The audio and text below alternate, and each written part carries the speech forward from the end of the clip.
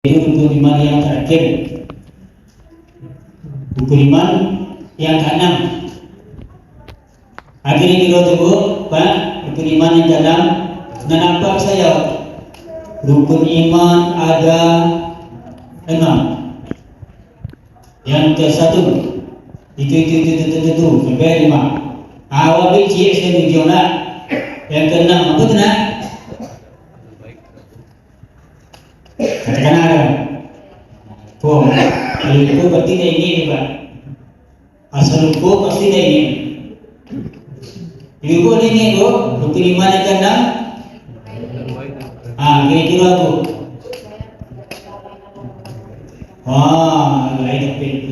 Lain tingginya apa itu nak? Lainnya tadi. Percaya kepada saudara baik dan saudara buruk. Dari mana kami go, saudara? Dari Allah, nak dari kebenaran Allah, nak dari mama Allah, tapi dari Allah. Wabillahi hormati, ini mesti tertanam di dalam hati sanubari kita yang namanya rukun iman. Sebab kalau tidak tertanam, kalau tidak berkolus seperti tonggak masalah itu kan, seketik saja lari sekian derajat, maka rusak Islam orang. Itu bahaya iman.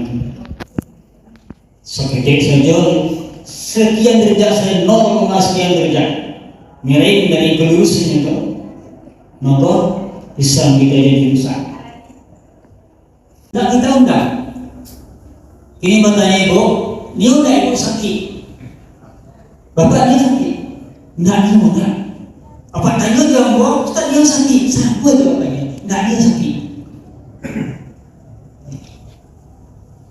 Ambo 3 tahun lebih sakit, tanpa undang penyakit itu. Hendak salah tahun pertama termasuk mungkin kamu masih letih, belum begitu kuat. Tapi aku ingin menyampaikan itu juga, karena diberi kesempatan, aku minta dengan Allah sampaikan aku ke tempat itu apa yang dia dapat, walaupun seadanya. Mungkin ibu masih ingat nama aku tahun petang, mungkin ibu cari wajah aku, mungkin seperti main. Mungkin kalau ya kenal ini saya kata itu tak ingin bu, aku tak ingin sakit. Siapa sih ingin sakit? Jangan dulu, ibu ingin sakit. Ada nih yang sakit bu? Ada nih yang sakit. Bapak ada nih yang? Nah, tapi kenapa kita sakit? Tanpa diundang. Ini ketentuan Allah. Ketentuan Allah yang tidak mau kita undang. Permasalahannya ini. Seperti ini kita bermasalah. Kita menyikapi qadar Allah itu seperti apa?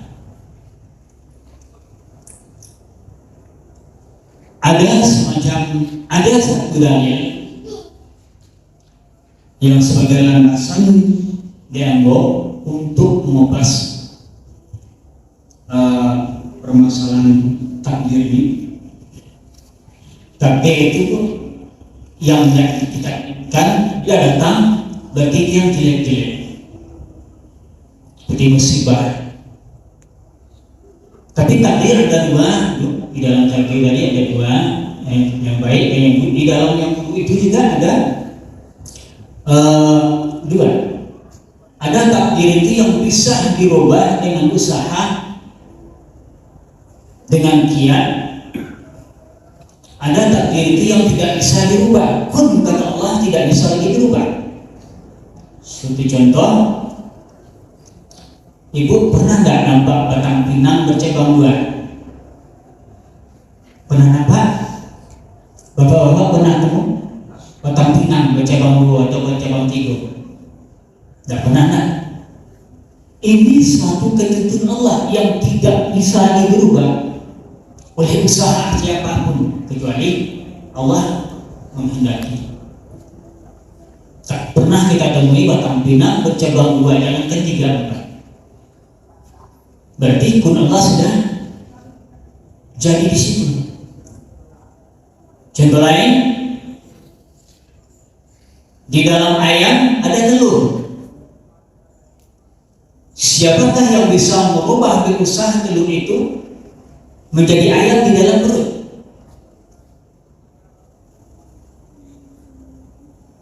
Nah, ini perlu kita iman atas kekuasaan Allah. Bila Allah sudah menentukan kun fayakun, jadi kata Allah, maka terjadi. Lalu apa sikap kita? Ketentuan Allah itu yang baik atau tidak baik, kita harus terima dengan apa adanya. Harus ikhlas menerimanya dengan lapang dada. Sekalipun pahit itu kita rasakan. Sekalipun itu tidak ingin kita undang, tidak ingin kita terima. Kalau dia datang, mau tidak mau harus kita layani. Tergantung keikhlasan hati, kesabaran kita untuk menerimanya. Bapak Ibu hormati, adakah di dalam Al-Quran surah Al-Baqarah ayat berapa itu? 217.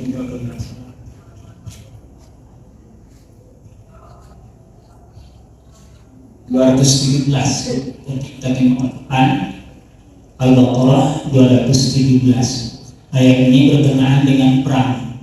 Perintah Allah untuk perang kepada Nabi agar bawa seluruh prajuritnya untuk perang. Lalu beberapa orang di antara sahabat Nabi ini tidak mau ikut perang, takut mati, takut luka, takut sakit dan lain sebagainya. Lalu turun ayat ini karena beberapa sahabat takut. Jadi dijelaskan Allah, kata Allah, Bismillahirrahmanirrahim. Kutiba alaikumul qital huwa kurhun lakum. Terima nanti dalam Al-Quran surah Al-Baqarah ayat 17. Kata Allah, aku wajibkan atas kamu berperang. Aku wajibkan atas kamu berperang.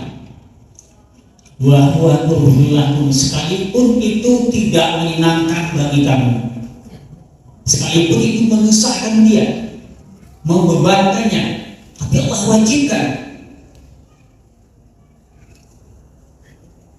Allah wajibkan. Kemudian wa asa an takrahu syai'an wa huwa khairul lakum.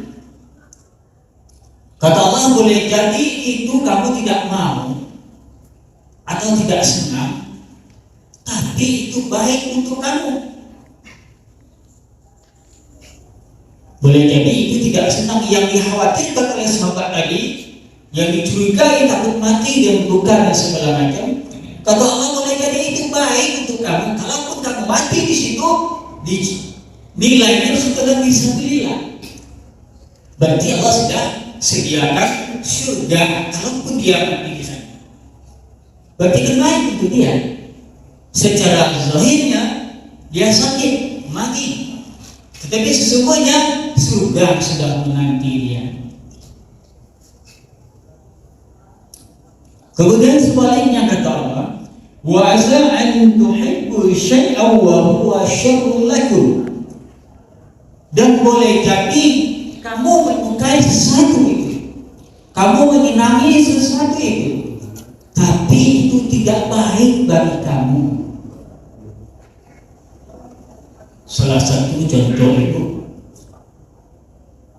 ibu banyak uang, dapat rezeki banyak, punya rencana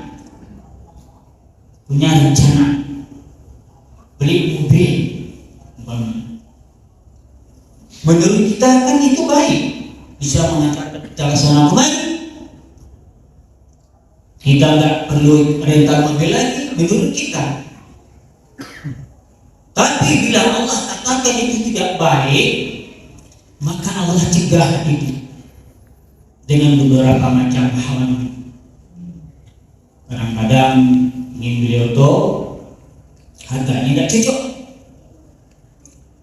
Kadang-kadang waktunya janji jam sekian, kalau janjinya ada aja halangan. Kalau Allah tidak menghendaki itu, kenapa? Allah tahu itu tidak baik untuk dia. Loh, ternyata kita yang mempunyai harapan itu tadi nggak jadi punya kegagalan dan lain sebagainya, macam-macam kegagalan yang membuat terhalang kita untuk beli mobil. Ternyata Allah sudah tahu kalau kamu berhenti beli mobil ini nanti akan mencelakakan kamu, akan membawa kamu ke jurang, nanti kamu sekurang-kurangnya musibah, biaya pengobatan lebih mahal daripada biaya beli mobil. Tapi karena kita ini tidak tahu, yang tahu itu Allah, kita ngotot beli mobil atau buka usaha motor, buka usaha. Dalam diri kita ini usaha bagus. Tapi kalau Allah yang berkata tidak bagus untuk kamu, walaupun kamu itu menginginkan itu, usaha gagal, bangkrut dan lain sebagainya. Tapi kalau Allah menginginkan, yang prasangka kita baik ternyata tidak baik menurut Allah. Kenapa demikian? Di ujung Allah ayat tadi sudah dikatakan apa? Kata Allah, wallahu ya'lamu wa antum la ta'lamun. Allah tahu akan terjadi itu. Allah tahu apa yang akan menimpa kamu nanti kalau kamu berusaha itu. Karena itu Allah penting. Allah ganti dengan usaha lain. Kenapa? La ta'lamun, kamu tidak tahu. Kamu tidak tahu. Allah Maha mengetahui, sementara kita tidak tahu apa yang akan terjadi nanti. Namun, ada namunnya. Kita selaku manusia, tugas kita berusaha. Ini tugas kita berusaha. Sekalipun itu tidak tahu akan mencelakai kita, namun kita tetap berusaha untuk itu, karena itu keinginan kita, kata kita. Nah, bila mana nanti terjadi hasil yang tidak sesuai dengan kita inginkan, disinilah letaknya qadar Allah itu tadi. Disinilah terjadinya iman kita jadi miring atau tidak, atau tetap pada pilihan. Kalau ini baik, berusaha maksimal kita sesuai dengan usaha kita, berhasil dengan baik, berarti itulah ketentuan Allah yang baik. Baru bisa dinilai dengan qadar baik. Semuanya datang dari Allah. Tapi bila mana itu jelek yang akan terjadi, selaku manusia yang beriman, kita hendaklah mengatakan inna lillahi wa inna ilaihi raji'un. Usaha untuk kita, usaha dari kita, hasil hak Allah. Usaha tugas kita, hasilnya hak Allah. Bila Allah memberikan qadar kepada kita yang buruk, bagaimanapun usaha kita, semaksimal apapun usaha kita, pasti itu tidak akan berhasil. Sebagai contoh itu, ada orang sakit, kita untuk mengambil suatu pelajaran itu, satu ilmu iktibar itu nggak jauh-jauh sebenarnya. Ada orang sakit, berobat ke sini belum sembuh, berobat ke situ belum sembuh, berobat ke kampung tidak sembuh. Katanya berobatku kunci noda, kan hancur dong, air kunci, tidak sembuh penyakit ini. Ternyata tahu berobat ke non medis, hanya dengan segelas air putih, kok sembuh? Sembuh. Sudah berobat habis puluhan juta, tidak sembuh. Tahu-tahu berobat secara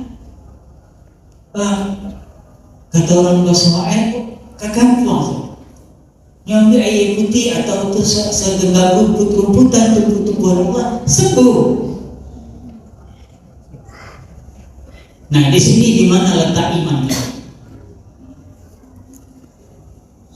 Ini perlu kita waspadai. Ini qadar yang ditentukan oleh Allah Kalau stroke itu sembuh, disitulah namanya ketentuan Allah itu menyuruh sembuh dengan hanya segelas air.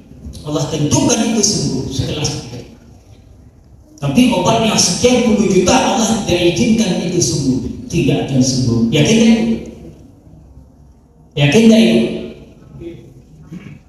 Masih ragu-ragu.